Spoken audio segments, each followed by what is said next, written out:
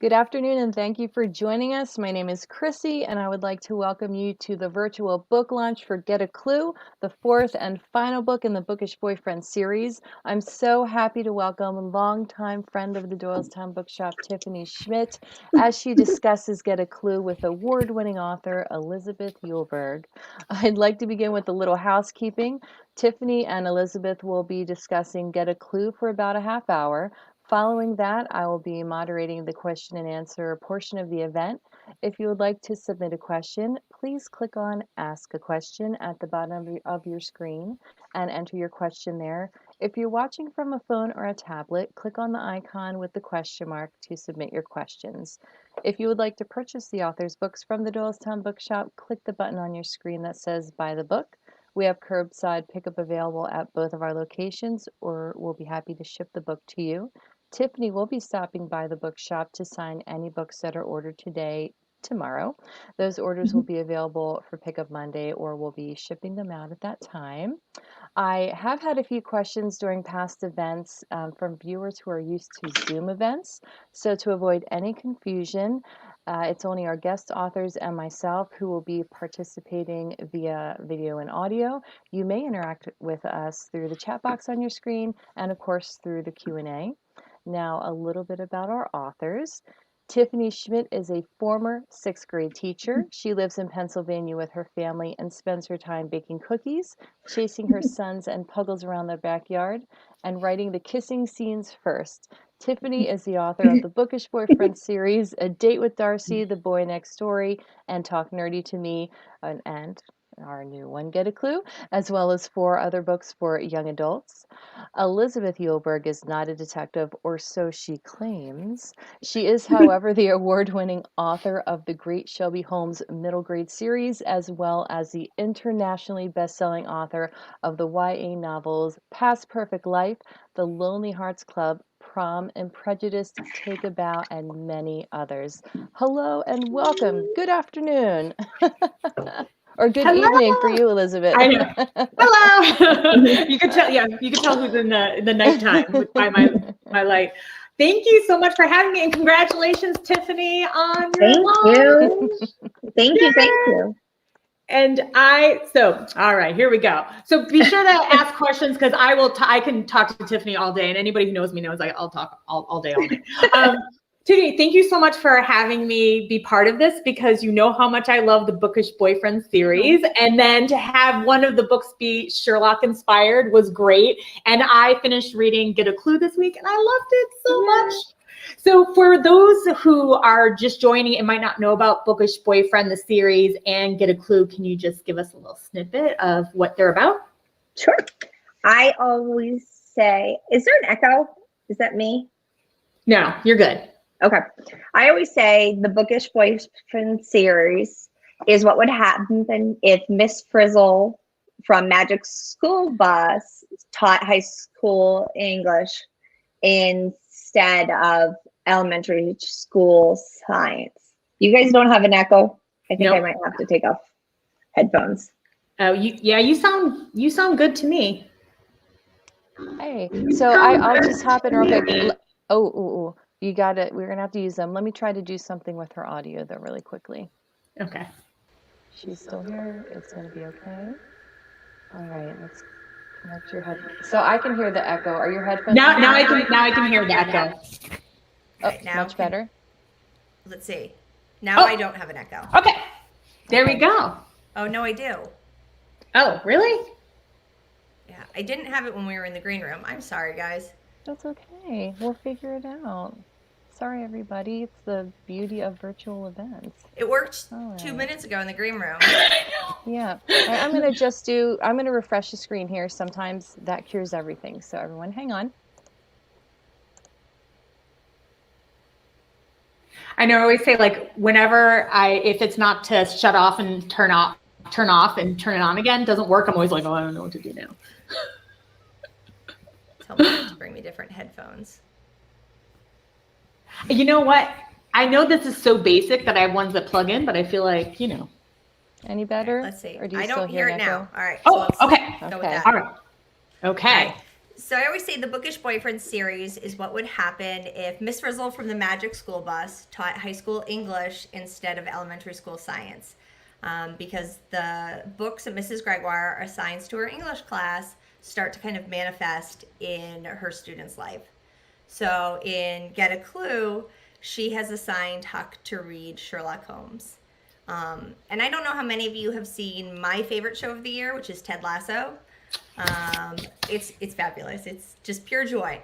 But I think Huck is a lot like the title character Ted in that he really believes in everyone. He wants to fix their problems. He has this great amount of compassion. And in his hometown in Ohio, he knows everyone. He has all the intel. He's the fixer. But he has just moved to a new town and a new school where everyone's known each other since preschool, and he can't really have that role. So he's trying to figure out what his new role at Hero High will be. The other main character is Winston, and to go back to Ted Lasso, he's a bit of a Roy in that he's very guarded. It's hard to get below his surface, but there's a lot more going on than there seems to be. And he's very preoccupied about waiting to see if he's going to get into Hero High. He's applied to transfer. His twin sister's already in. His brother Curtis already attends. And he's just worried that he'll be left behind. So Mrs. Gregoire assigns Huck to read Sherlock Holmes. And Huck decides what would Sherlock do is a good mantra to kind of apply to all things, to finding his place in Hero High, to getting the boy, and to solving this mystery that crops up around Wynn's application. So I wanted to talk about the mystery a bit, and I don't want to give anything away, so I'll be as vague as possible, and you can fill in whatever blanks you want. But I should have asked this before. So I will say this. So as when I've done mysteries and clues, like I always rely on physical evidence because it's like easy-ish to do. But you kind of have what is more common nowadays, like a digital. There's a digital element to yours. So you actually make your case harder to crack because Huck can't go look for physical clues, really. He has to kind of go and do other kind of sleuthing. So did you do that on purpose to make it more digital? Because that's what kids today are, Kids these days. Kids these days. I think it just came out of the mystery that I decided to use as this element is more of a virtual mystery. But it created this fun tension where Huck's reading Sherlock Holmes. And he's like, all right, what would Sherlock do? He'd go on a stakeout, and that wasn't possible here. He's like, okay, he'd go walk the grounds, and that wasn't possible. With all of these cyber elements, he can't use Sherlock as a direct guideline, so it creates this room for lots of mishaps and humor where things don't translate from Baker Street to Hero High. And it was, you stumped me. It was hard. I was like, going on? Who did it? So my question for you, so the Bookish Boyfriend series, it was, inspired by like Pride and Prejudice and Little Women and Anne of Green Gables. So what made you decide to do Sherlock Holmes, since Sherlock is not necessarily known for being a romance story or romance hero? I mean, I think that was kind of the fun of it, is that Huck is taking this hero of Sherlock, making this hero of Sherlock Holmes. And Sherlock talks so much about divorcing emotion from reason. And Huck is incredibly emotional. I mean, he is a heart on his sleeve, warm, effusive guy. And it was such a mismatch between what he's trying to do and who he is. And I thought that was just this lovely tension. And also, I love Sherlock Holmes, and it was a fun way to get to play with that classic. There's Frankenstein in Talk Nerdy to Me. Talk Nerdy to Me is Frankenstein meets Anne of Green Gables, and which is such an odd pairing, but they're both stories of outsiders. So it's fun to kind of flip those things on their heads. So what kind of research did you do for Sherlock? Because I think you can make research fun. So like I watched like a lot of TV. I mean, I was like, oh, and movies and reading and stuff. But what kind of research did you do to get ready to be Sherlock? I am a huge audiobook fan when I'm researching, because when I have the book in front of me, and I certainly read all the stories, but I start highlighting and writing down quotes and it becomes overwhelming. So being able to listen to it, I felt like was really helpful. And I've done that for all of the books. When I started way back with A Date with Darcy, which is Romeo and Juliet meets Pride and Prejudice, we listened to Romeo and Juliet, the audiobook, so often that the twins, who were 3 at the time, started quoting it. So, they weren't allowed to say, "Are we there yet?" in the car. So they would be like, "Sad hours feel long." Oh, Yeah. So, big tantrums were, "I am Fortune's fool." But I just feel like that was a great way to make it accessible in a different way. But then I also love other adaptations. Elizabeth has a great Sherlock Holmes series. Fourth graders that are watching, this is a great one for you. So The Great Shelby Holmes is just so lovely, and it's fun to see how other people put that twist on. I also love this series, A Study in Charlotte, which also has a female Sherlock Holmes, but told from the point of view of Watson. And it's really great to see how others have played with this. And I was telling Elizabeth the other day that I didn't realize that House, the TV show, was based on Sherlock Holmes until I heard it in the introduction to the audiobook. And my mind was blown. I was driving and I had to pull over and be like, "Wait a minute, does everyone else know this?" And everyone was like, yeah, we do. so do you also, because I feel like I can solve crimes now. So do you feel like that? Because I totally think I can solve crimes now because of all the research I did. No. Oh. But I do think I have every ailment that ever gets shown on House. So. It's funny. I was just watching, I've been watching like a lot of really weird documentaries lately, just on lockdown. And there was one called American Family Murder or something, American Murder. And it was about this guy who killed his family. I'm sorry, like fourth graders here, like in Colorado. But I remember when the news story happened and they interviewed him when his wife and children went missing. And I watched the news story. I was like, he totally did it. Like I'm watching the news story and watching his body language. And I was like, this guy totally did it. Like, and he ended up doing it. I was like, well, it usually is the husband, but like I was sitting there and then a few days later, I'm like, duh. Because I did research on like body language and forensics and stuff. So I legit think I can solve crime now. I did watch Enola Holmes finally last night. Oh, okay. I called it so early that Matt was like, "Well, that was fun, Tiffany. Thanks for reading the movie with me." But that was adorable. If you haven't seen Enola Holmes, that is a really cute story of Sherlock Holmes' younger sister. Yeah, no, that is so. I actually need to watch it again. I watched it like when it first came out. You know how like you just watch things so fast, and then I just feel like I couldn't tell you anything about it except for Henry Cavill. And Millie Bobby Brown, who was amazing. She's awesome. And I think they're planning on doing more. So I'm excited about that. I meant to Google it and fell asleep.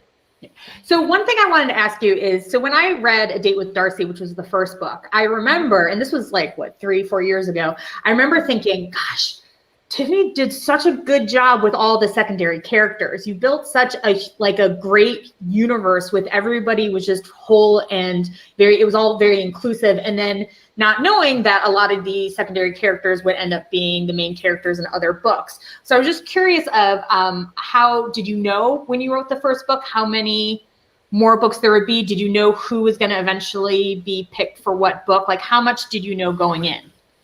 I was very lucky that Abrams bought 2 books to start. And we had said right from the beginning, I was like, I will write these books forever. I would still write these books forever. So I knew going in that was potential. And I had Mrs. Gregoire as this character. And I should say my favorite English teacher ever was Mrs. Gregoire. So if anyone from North Andover High is watching, yes, she is named after our Mrs. Gregoire. Did she know that? Have you... Yes. Told her? Okay. Yes. I'm assuming. And she's that kind of person who made everyone feel so special and believed in, and was the type of teacher I aspired to be. So it was kind of fun to put her into the book. But I knew there was the potential. I knew at least that I wanted to write these other books. So I knew already when I was writing A Date with Darcy that I would be writing Boy Next Story, which is Mary's little sister Rory's story, and it's Great Gatsby meets Little Women. So I knew that. I knew right away that she has a crush on the boy that has a crush on Mary and that he lived next door. I knew that was coming up. And I always wanted to write an Eliza story, who is Mary's best friend. Very STEM centered, very literal, lives her life by rules. And I knew I would need a character who was the opposite. So in the very first scene that she meets Curtis in this book, I'm setting up the romance for this book. Because Curtis is the class clown. He is incredibly smart, but nobody knows it. And so I was setting those up. But Huck's story was a surprise. I had hoped that we'd write 3. Huck shows up in Boy Next Story as Rory's best friend. They have detention together. And he's so analytical and perceptive that he kind of observes Rory for a couple minutes and is like, we're going to be best friends. You know, we're compatible. We're going to be best friends. And Rory's kind of like, that's nice that you think that. But they do become best friends. And he stole the story right away. As soon as he appeared on page, I was like, this is a character I love. And luckily, my editor felt the same way. And she was like, what if we buy 2 more? And I was like, yes, please. So. Yay. So I wanted to talk a little bit about both Huck and Wynn's families. And so the thing that I liked about Huck is that his parents are super supportive, maybe a little too supportive at times. But I love that because recently there was somebody said something on Twitter where they were like, name books where they're really supportive parents. Because a lot of times, like, you know, there's often friction with parents in young adult. And I just feel that Huck's parents were so super supportive of him in many different ways when he had issues at school and having friends. And so was that a conscious decision or what, like? Yeah, both the Campbells, Mary and Rory, and Huck have these amazing, amazing families that are very involved, very supportive. Huck's parents, like you mentioned, are a little overly obsessed with how has he transitioned in this move and how many friends has he made and, you know, that sort of, so they're very involved, but they love him. They accept him for who he is. They see him for who he is. And I think it's really important to have those sorts of parents in books. I always get very frustrated by books where the whole plot would unravel if one kid had a conversation with a single adult. You know, like there are adults in our lives, whether they're teachers or counselors or, so I understand that oftentimes in YA novels, it's prudent to get some of those characters, those parents out of the way to give the heroine room to evolve. But I think that growth can also happen within a sportive environment. So Wynn's family, I really like Black because first of all, as you mentioned, Wynn has a twin, and you have twins. So was that kind of, did you want to have twins because you have twins and you wanted to write about that family experience? I mean, twins are such a fascinating dynamic, and my twins are watching upstairs. But there's this, it's another part of you. It's an extension of you. My 2 still cannot sit near each other without touching. And they've been that way since they were babies, where they would sit back to back and read, you know, or back to back and play. They couldn't be on the couch without like worming their way towards each other. And in kindergarten, I remember their teacher being like, they can't sit near each other because they can't not touch, you know. And I think we still say bubble space a million times a day. So there's no one that they can irritate easier, but there's also no one they understand better. And it's just very complicated, very fascinating dynamic where you get kind of pigeonholed into a role. Even more so than siblings. I know, Elizabeth, you have siblings. And I come from a family of 4, and it's easy to be like, that's this one, that's this one, that's this one. But with twins, there's that immediate comparison. So it's you're this one, you're that one then. And Wynn and Lincoln are very much played off each other. Their reputations are held against each other. I love that dynamic with their brother and their parents. And I don't want to give away too much. But one thing I wanted to talk about as well, because this is in the beginning, is the book kind of starts off where there's a meme that happens to this girl, Clara. And it kind of sets off a few things with Huck. Do you feel like I'm not like sure how much to talk about? But I think what is interesting is that so there's he films a student. It ends up being a meme that he did not mean for it to be a meme. And it's kind of how the power got taken away from a girl. So even though the book is about two boys and a romance, there's also this other plot line about a girl who gets bullied on the internet and trying to reclaim her story. So did you, like, what came first? What was the idea of doing that? Because I really like that whole thread. I knew that Huck was going to try and assert himself and be this helper, this role that he had in Ohio, but he just doesn't know enough. He hasn't assimilated it enough. And in the same way we've all seen the Bernie mitten memes lately, you know, the Bernie Sanders mitten memes, he accidentally turns one of his classmates into this viral meme. And he can't change that. And it makes him feel even more powerless. And even though he knows he feels powerless and he feels all this guilt, it doesn't take away from the fact she's suffering. So her suffering has to be so separate from the way he feels about having caused it. So, you know, there's a conversation he and Wynn have about, like, how many times should he apologize? And Winston's like, you can try one more time, but after that, you're making it about yourself. You're not making it about her. Well, I think about the fact that, like, I have, like, you know, tweeted, I've done something that gotten people mad because, you know, I'm a woman.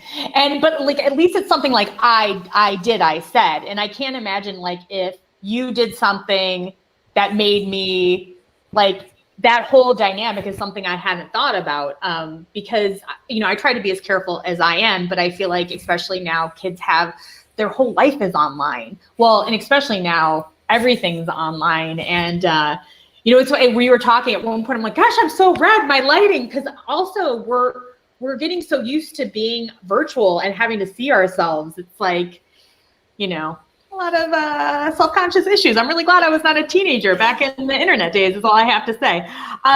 Okay, so one thing that I loved is that when Huck and Wynn first start talking, they ask themselves some questions. So I'm going to do a lightning round of some of their questions. So those here can get to know a little bit about you, Tiffany. So when I was writing, all right, so here we go. Favorite drink? Me or Huck or Wynn? You. You have to read the book to know what Huck and Wynn's answers would be. These are for Tiffany. No, these are yours. We want people to get to know you. So, okay, favorite drink. Well, yeah, me and Huck are both coffee. In case you haven't noticed that I'm caffeinating as we go.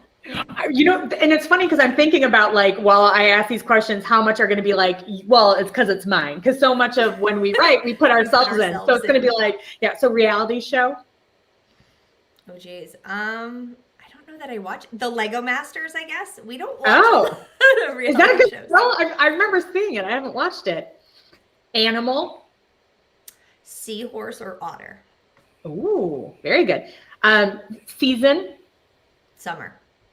So this one just makes me laugh because I feel like this is a question everybody's been asking the last 10 months. If you could travel anywhere. We have rescheduled about 6 trips to Disney World, so I think if I answer anything but that, my children will revolt. We were supposed to be there the day it closed. And we keep being like, well, things will be better by this date. Let's bump it till June. Well, August. Well, November. Well, January. So hopefully someday we get back. You will. Someday will happen. Favorite breakfast? Favorite breakfast? Yeah. If coffee. Not on. And an apple? Okay. I was like, not on Whole Life Challenge. That's just a joke. Pizza topping. Just regular cheese and sauce. Cheese, yeah. I'll do mushrooms. I'm not a meat person. Okay, Which is also within Huck's answer. So there is a place. Yeah, I will always, it's weird when you do things that you make characters answer in a way that you normally wouldn't. I always tend to see like they all kind of are based off of me. Okay, yeah. I now have what I will admit is a really awful question, but I'm evil like that. Okay, ready? Yes. Kiss, marry, kill. Are you ready? Mr. Darcy, Lori, Gilbert. Oh, geez. I know. All right, Mr. Darcy, Gilbert, and Lori. Hard. I feel like you can't do any. Gilbert, I guess, marry because he's Gilbert, and it would be horrible to do. You can't kill Gilbert. Kiss Lori, and then I feel like Darcy could hold his own. Where I feel like Lori and Gilbert are a little bit too precious that they wouldn't fight back. Where like Darcy would be like, yeah, you wish. You're gonna kill Mr. Darcy? I'm not going to be effective at it, is essentially what I'm deciding, that I would not succeed at murdering anyone, but he could fight back the best. Do you like how I'm like, I don't know what I would do if anybody ever like made me, like, feel like I just like threw you under the bus now. I totally threw you under the bus now for like people getting mad. Well, I would marry Mr. Darcy. I feel like that's, See, this is why I can't kill him. Yeah, I would marry Mr. Darcy. I would probably kiss Lori. Because here's the thing, I have like I'm named after Beth and Little Women. So like I have a special place in my heart for that book. I was obsessed with Anna Green Gables when I was little because any character with red hair I was like obsessed with. But like Gilbert, I could take him or leave him. So Gilbert. I don't know. He made fun of her for having red hair. Gingers don't forget. Gingers don't forget. we are vengeful. Okay, so also I wanted to finish before we go to everybody who has questions. We'll answer those. I wanted to find out what is next. What are you working on? What's coming next from you? My next book comes out in the fall, and it is called I'm Dreaming of a Wyatt Christmas. And it is Babysitter's Club meets Center Stage if it took place in a Hallmark Christmas movie. It is about a ballerina girl who agrees to go away for Christmas with her favorite babysitting family, not knowing that their older stepson is going to surprise them for Christmas. And she's never met him before, but she has spent a lot of time imagining who he is based on photos around the house, and she's very, very wrong. Oh my, obsessed already. So obsessed, need it, want it. I'm excited to reveal the cover because it is so adorable. When's that? When are you going to reveal? I don't know. Oh. Whenever I get permission to. We never know. Authors never know anything. And also really important, I want to mention for people to make sure that they support their local independent bookstore because of Doylestown Bookshop. This is why we're here. So there's the buy the books. So you can buy Tiffany's books. You can buy my books. You can buy any book. Yeah. You can buy anybody's books. And support. It's really important to support indies right now. Yeah. And especially Elizabeth, these days. can you talk about your next book that comes out in May, right? Oh my gosh, which is also perfect for our 4th grade readers. Oh my gosh, I wasn't expecting it. So the best way, I was expecting this question. Thank you. So my next book is called The Best Worst Summer. It comes out May 4th. It is about a girl named Peyton who just moved to a new town, and she has to do yard work, and she uncovers a time capsule that was buried in 1989, and it has all this like weird stuff in it that she doesn't know. So for adults, a cassette tape, explain it to your kids, and but like film, but it also has a note that says, "I'm so sorry, please forgive me," and half of a best friend forever necklace. And so she goes on a search of finding out what happened in the summer of 1989 with 2 best friends. And yeah, so it goes back and forth between present day and 1989, and that was really fun to just go back to a simpler time, 1989, when New Kids on the Block reigned supreme. All right, so that's thank you. So that's coming out. I am so excited for it. I can't wait. Thank you. Now, how old are they? How old are they? They're 11. Okay. Yeah, so they're 11 in the book. Oh, what? It's just me now. What? Where did I go? Oh, Now I'm back. I did not like that. I did not like seeing that. That was There was like a little magic trick. I know, Where but did Tiffany go? I think we're ready for the Q&A part, or I'll keep asking questions. So if Chrissy wants to come on. I'm coming. Oh, there we go. Yay! Oh, you guys are so funny. Oh my goodness. Okay, we have some really great questions. Thank you, everybody. Thank you, chat, for submitting your questions. All right, our first one is from ANS. Was there any real life inspiration for the main characters like there was for Mrs. Gregory? Am I saying Gregory? Is that proper? Is that... Miss Gregoire. Oh, Gregoire. Ooh, okay. I think there are tiny pieces of myself in every one of these characters. Rory is a younger sister. I'm a younger sister. Mary, in A Date with Darcy, is incredibly bookish and has always convinced herself that boys are so much better in books. And that was very much me in high school. I read all these romance novels, and then I looked around my classroom and couldn't figure out why all these grand dramatic gestures weren't being made by boys that I wasn't brave enough to talk to. So I think that there's a lot of that part of me in there. Eliza is very into STEM and sciences, and I actually went to college to be a chemical engineer. Didn't last long, but in high school I was incredibly into science, so there's that aspect in there. And then Huck and I both like coffee. I actually want to say that, like, I love so much about when you have a character that is inspired by Sherlock, they have to have some kind of addiction. Yes. And at one point I was wondering if you were going to like have him realize that his is caffeine. I think it's great. Yes, very much so. Okay, we have a question in the chat from Anne-Marie that is for both of you. And Tiffany, you can answer first. What is your favorite book that you wrote? That is a very hard question. It's kind of like, what's your favorite kid? So it's whichever one's not misbehaving right now. And so I always feel like with writing, it's whatever I'm working on now.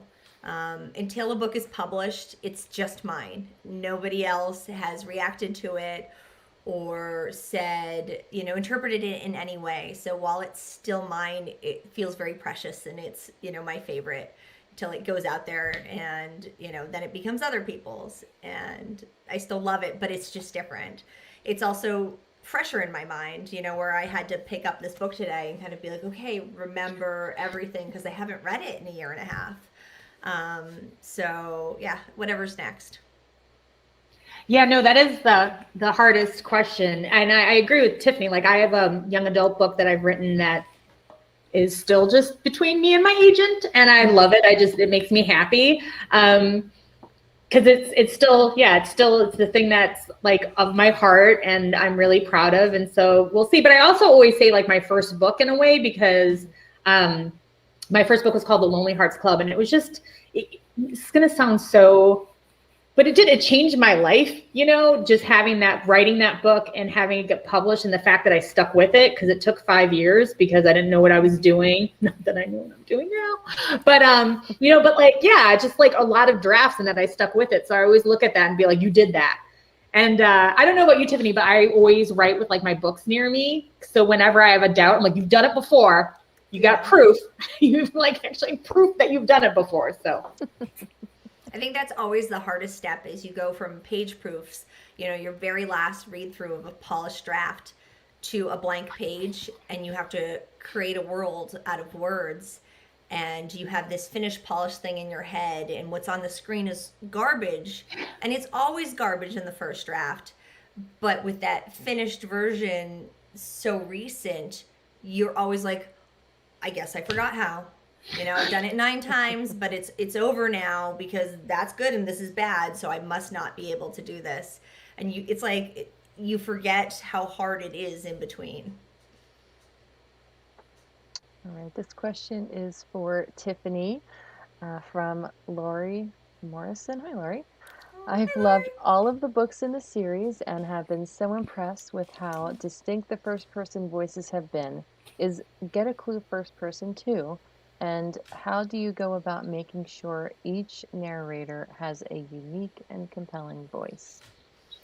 Get a Clue is first person too. And I think I knew these characters so well from them being secondary characters in the other books. The hardest part is changing from how others perceive them to how they perceive themselves. That was especially true with Eliza, who looks so pulled together from the outside, and then inside has all these doubts that other people's don't perceive. But I think one of the things that is hugely important for me in developing voice, and Elizabeth, I'd love to hear what you think or how you do this, but I read everything out loud many, many times throughout my drafts, and that helps me start to make sure the character has a voice and that it sounds distinct.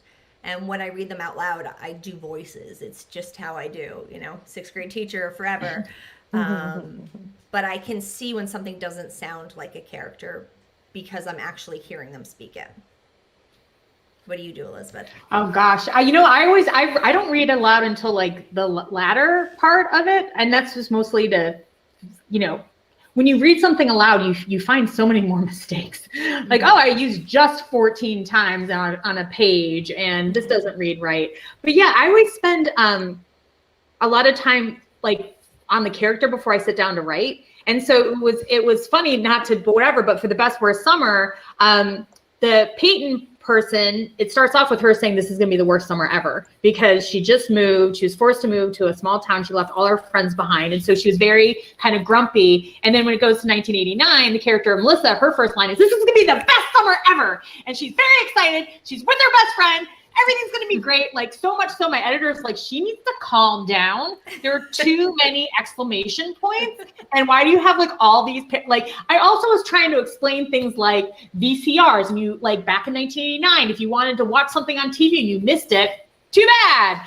Like if you didn't record it, it's gone until it reruns, like whatever, and she was like, you're explaining too much. But just having that best worst between those two characters, like, was just a really good like energy, but it doesn't stay that way. All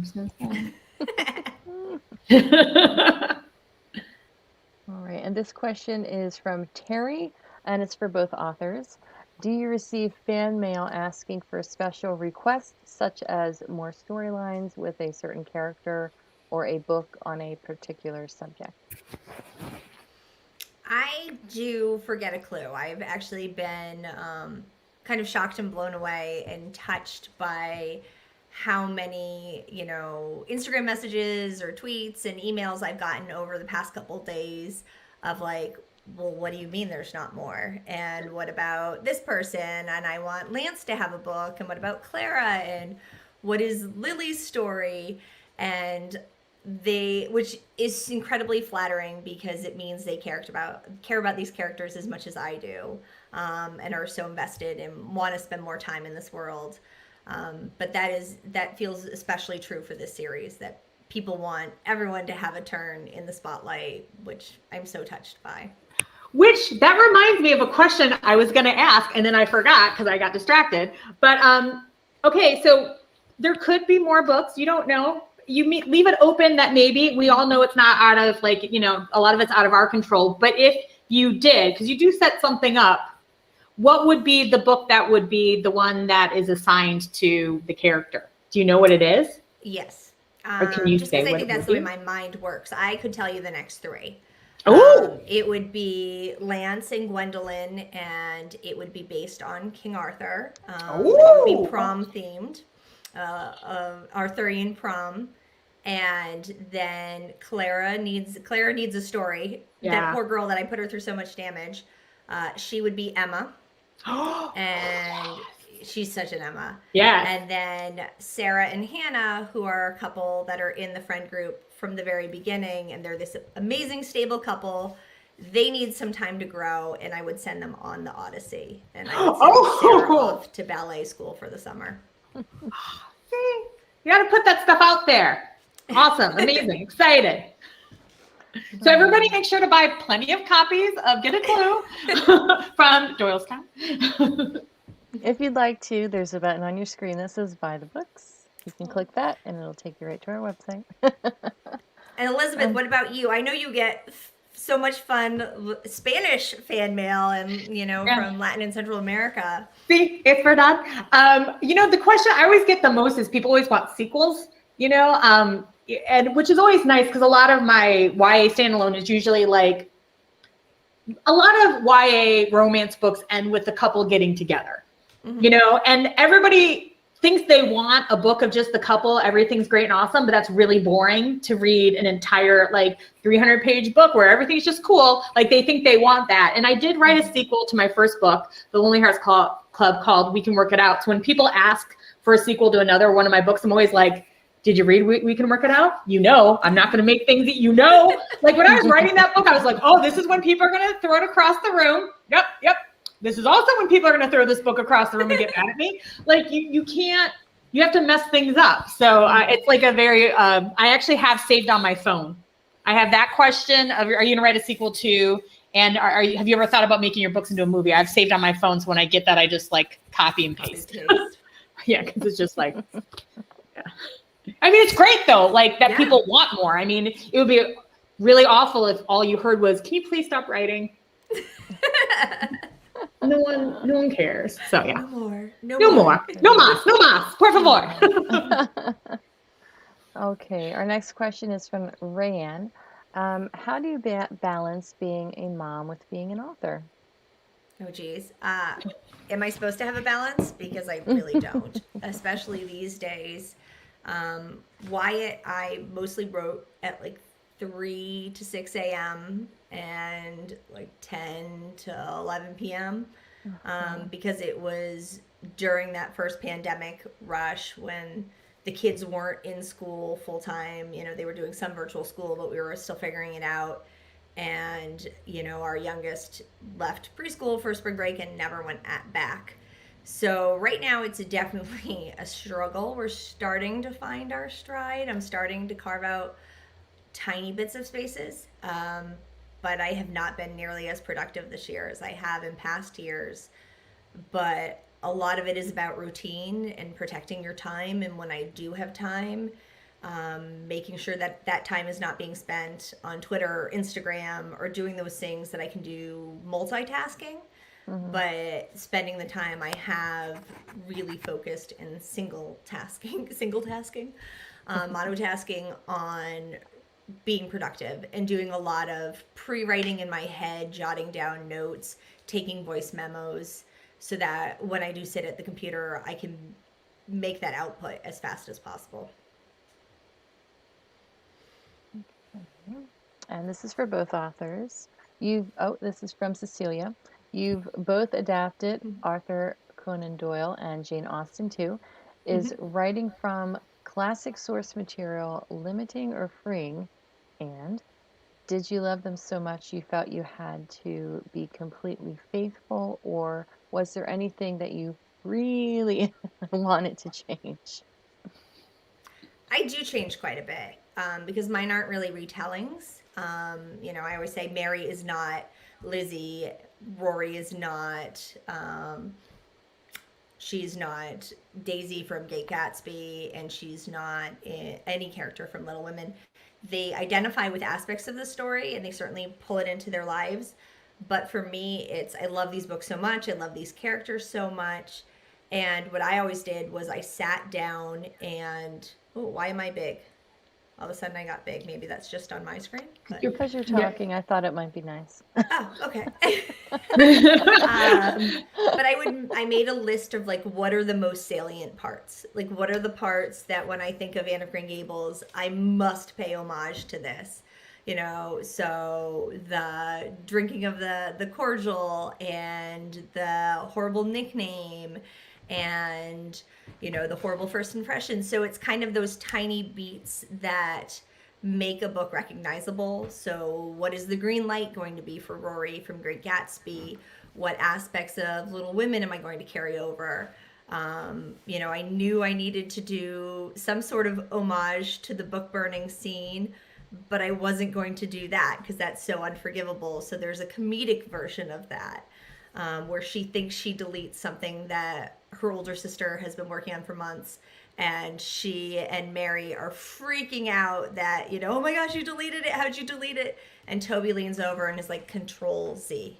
There it is, like problem solved.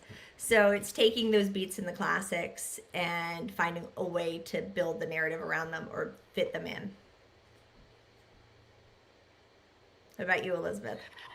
I love seeing your face because I don't want to see mine. I'm like, no, the lighting. I don't love my face. I'm like, it's like almost 10 o'clock here, so it's a little darker. But yeah, I mean, so Pride and Prejudice is a retelling of Pride and Prejudice, but if you're going to do a retelling, you have to make it your own. So I purposely made some changes, but I was very respectful to the material itself. But it was funny because I remember right before it was coming out, and I was looking at what my publisher had planned, and they were like, we're going to send it to a bunch of Jane Austen societies. And that's when I had the moment of, I decided to retell one of the most beloved novels of all time. What were you thinking, you idiot, right? But I think because I was just like respectful of the material, and I made changes.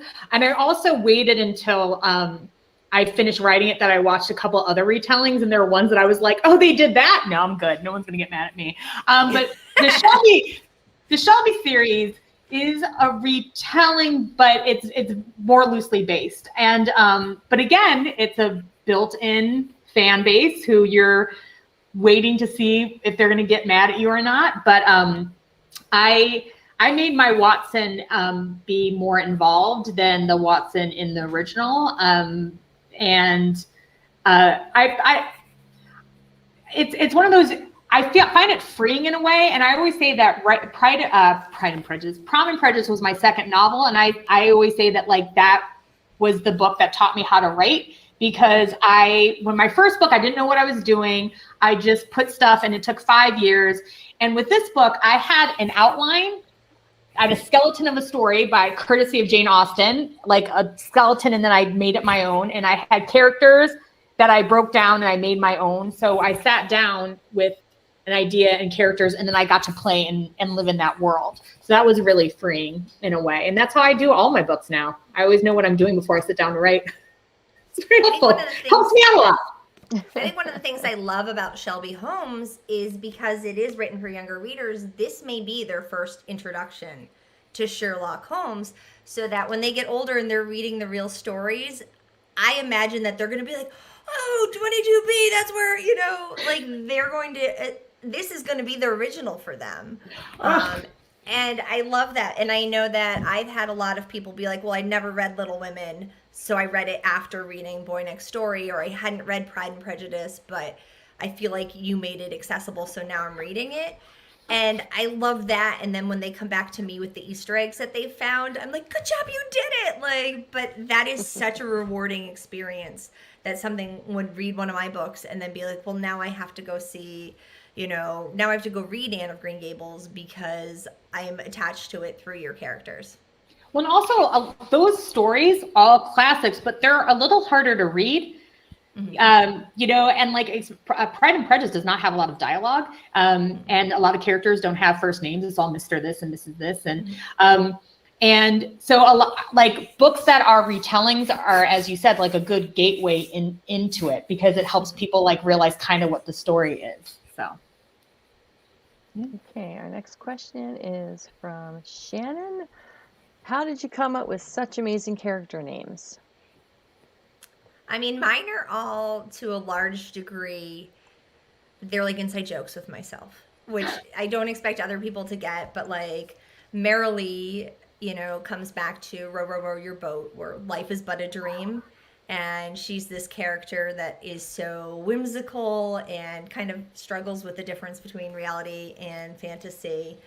But the heroes all have some sort of name that's a twist on the book they're based on. So Fielding Williams is a twist on Fitzwilliam Darcy. Tobias May is a twist on Louisa May Alcott's Theodore Lawrence. Curtis Cavendish. Cavendish is the real town where Anne of Green Gables takes place. And Huck's last name is Baker, an homage to Baker Street. All right, we have another question from Emily. Have you read all of the classics that inspired Bookish Boyfriends before writing the series? If so, which was your favorite to work with? I have read them all many times. Sometimes I would read one and put it away for a while, and then it's always interesting. Great Gatsby, I don't think I had reread since high school. So it was reading something I had read when I was 15 and actually did find it very romantic. Like, oh, how romantic that Daisy has these two men fighting over her. And then reading it as an adult, being like, but both of the men are horrible. And she's really trapped in this world, this prison of her own making, but she doesn't have agency. So it's always interesting when you have this narrative you've built in this head and then to face the text again and see how much your perspective has changed. What about you, Elizabeth? Were you reading as you went? Had you read it before? So here's the thing is I actually did not like Sherlock Holmes. Long story short, when I was in 6th grade, we had a musical in my school, and I in the musical in my family. So every musical, I always had the lead roles, and they did a Sherlock Holmes musical, and I was put in the choir because women didn't exist in the 1800s apparently, and my brother was Sherlock Holmes. My not talented at all brother. I've said this to his face. He knows I say this. He was Sherlock Holmes. So like any younger sister, for years I was like, Sherlock Holmes is dumb. I hate Sherlock Holmes. And so it wasn't until Sherlock, the BBC show, came out and everybody was like, you need to watch this show. And I was like, no. They're like, Elizabeth, it's modern day London. It's Sherlock Holmes. I'm like, yeah, I don't like Sherlock Holmes. And I remember there was a snowstorm and I'm like, I guess I'll watch an episode. And I was annoyed it was 90 minutes. Like, I was like, oh, this is like, ah. And then within the first 10 minutes, I was like, Elizabeth, you're so stubborn. I forgot the reason why people still know who Sherlock Holmes is 150 years after Sir Arthur Conan Doyle created him is because he did things like nobody ever had. And I'm not like in that 10 minutes, especially because Benedict Cumberbatch plays him as like a spoiled, petulant child. I literally went, what if Sherlock Holmes was a 9-year-old girl? Like, so then I watched that series to be like, could I do it? And then I went back and I read a few stories. I read a bunch of nonfiction books. Sherlock Holmes for Dummies exists, by the way. It was very helpful. It was Forensics for Dummies, Forensic Psychology for Dummies. I'm really into the dummies books. I need things explained to me. Just dumb it down. I have to say, whenever I have to research something, I always look for the articles that are here, but I also look for picture books. I remember when I was researching Send Me a Sign, which was my first novel, and it has a character with leukemia. I was asking my college roommate, who's a doctor, can you go into your medical databases and send me articles? But I was also checking out picture books about how do you explain to your kid if someone in their family has cancer? Because I feel like you almost need to know it here, but be able to explain it here within the narrative. And having both of those approaches was really helpful. Okay. All right, this is for both Tiffany and Elizabeth. Have you ever considered writing a book outside of the genres you typically write? And what type of writing is your least favorite? Tiffany, we could start with you. I did co-write an adult romance novel with my good friend Lauren Morrill last year, which I love and was one of the best, most fun writing experiences of my life. Unfortunately, we decided to write a political rom-com, and politics in our world right now is not what people want to read when they're escaping. So maybe that book will come out eventually, but it's certainly not the right time for it right now. So would I go back to adult romance? Maybe. I'm playing around with a middle grade project in my spare time right now that who knows if I'll finish. But least favorite type of writing? I don't know. Nonfiction, I guess. Something really technical. I'm trying to think of an example. Like maybe I would not like writing a science textbook. I think I would get in trouble because I'd be like, let's put in some long, elaborate explanations and stories and comparisons. And they'd be like, no, cut all that. How about Elizabeth? Yeah, I'm working on a few, like, I'm going to be that annoying person who's going to be like, I can't talk about it, but I'm working on a few things, two that are like a little out of my wheelhouse that I'm excited about because it's just good to explore. One is a different age group, another is a different genre. So we'll see. But least favorite writing, I would say there are certain parts of the process that are a little more frustrating than others. But I also feel like if you're writing something, you're truly miserable, you're not writing the right thing. Oh, she disappeared. I was like, oh my God, we're left alone. Tiffany, what should we do? It's okay. I'm here. The chaperone has left the building. Don't leave me in charge. It's okay. No one wants that. Oh my goodness. Okay. All right. We have from Rayanne again. Not a question, but just want to applaud your beautiful handling of a young male love story, brave and elegant. Thank you. All right. I think we have time for one more question. Let's see here. Oh, also, for everyone in the live chat, I added the link to Tiffany's virtual escape room. It looks like so much fun, and there are prizes involved. So please, after you finish watching this event, if you have a little time, click on that link and check it out. The link's also still in the event description. It looks like so much fun. I think I'm going to have to do it later, but It is I wouldn't fun. want to My take the friend prizes or Annie anything. Goggin, brilliant, made it, and it's just quick puzzles. It probably takes 10 minutes maybe. And anyone who enters is entered to win a $50 gift card to the bookstore of your choice. I recommend this one.